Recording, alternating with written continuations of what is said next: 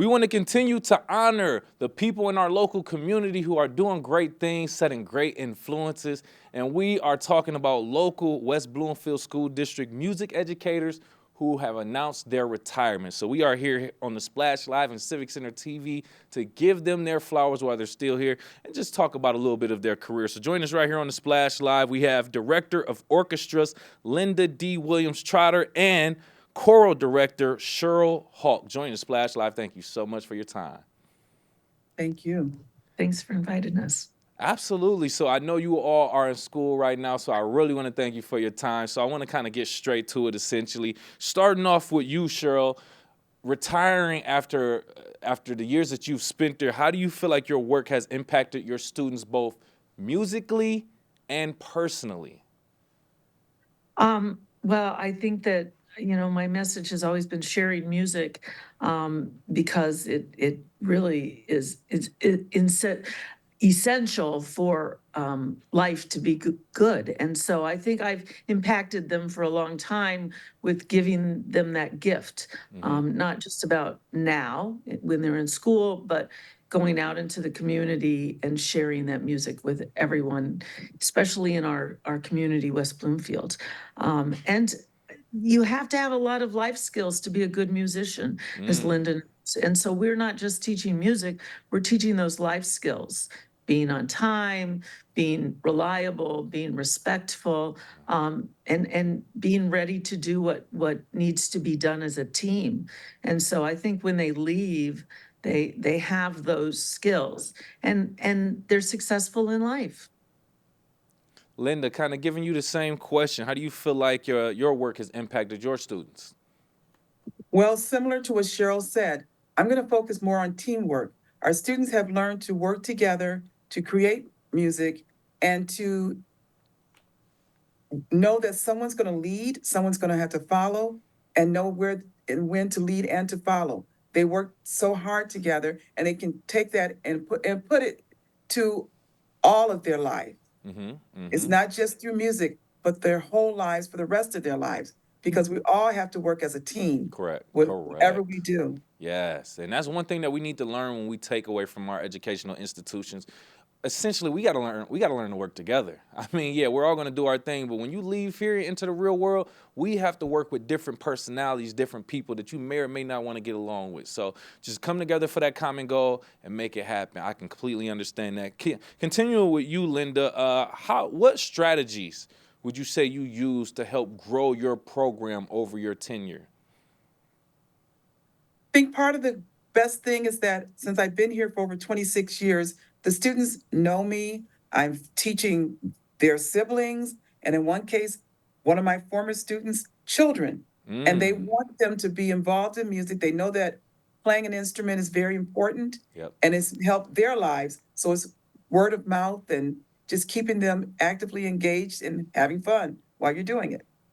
Absolutely, absolutely. I imagine with the time that you spent, 26 years, yes, you've taught some people. Yes, you've probably taught their kids and things of that nature. And people probably come back to you, tell you how much they love you, and they come with a whole family now. So I imagine how rewarding that feeling is also, Linda. So Sheryl, with you, I want you to discuss some of the fundraising initiatives that you led and how they have been beneficial for your choral program. So we don't do cookie dough or do any of those kinds of things. We try to incorporate an activity that kids get a lot out of and plan themselves in order to have fundraising. One is that we always sing at the Pistons, the national anthem, and so they sell tickets and we get proceeds from those tickets when they sell. We also have a gala, which is like a party, and the students are the entertainment, and the parents put on these beautiful food tables. And so we have that fundraiser as well. Those are where children are invested. They're planning it, they're executing it, they're using their musical talents to do that, and then fundraising for the program. And so that's the way we've done it traditionally the last 18 years. See, I don't think a lot of people really understand programs like this, or just anything for the most part involves money. It has to be funded. So I think it's great that you actually have the students doing things actively to get the funding and then benefit from the funding with the trips and the different things that they go to and do through your leadership. So yeah, great information. Join us again right here on the Splash Live.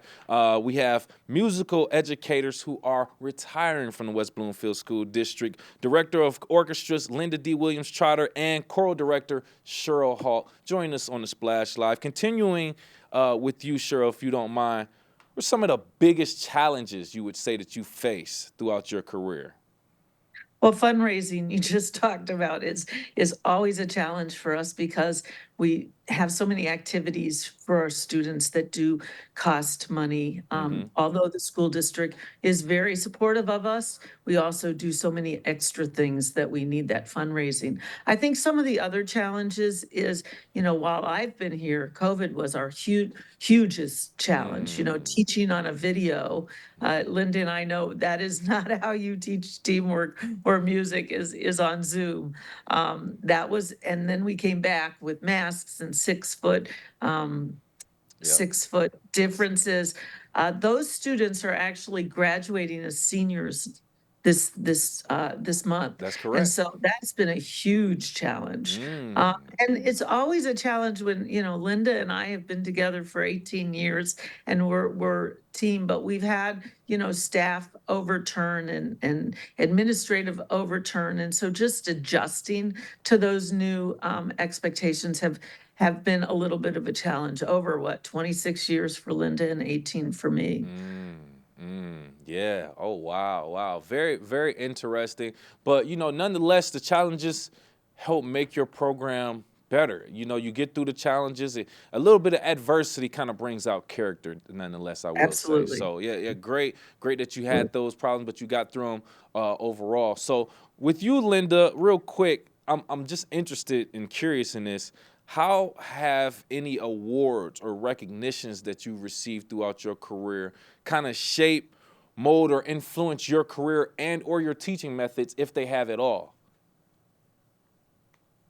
Well, I've been honored to receive several major awards from Michigan Schools Band and Orchestra Association's Teacher of the Year and from the Michigan American Strings Teachers Association's Teachers of the Year.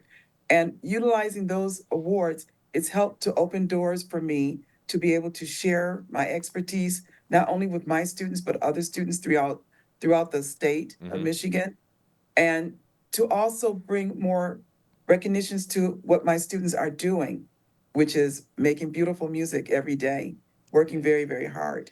Yeah. It's been an honor to receive those awards, but I think just teaching my students have been one of the best honors. And I would like to put in a plug in regards to what Sherry was talking about in regards to fundraising. Orchestras are constantly needing different supplies. Yes, we get funds from the district, but not enough. For instance, this weekend, I have students going to Chicago for a music competition. Following weekend, students are going to Cedar Point for a music competition. And luckily, we have an orchestra boosters, the West Bloomfield Orchestra Boosters, who've been raising a lot of funds for us.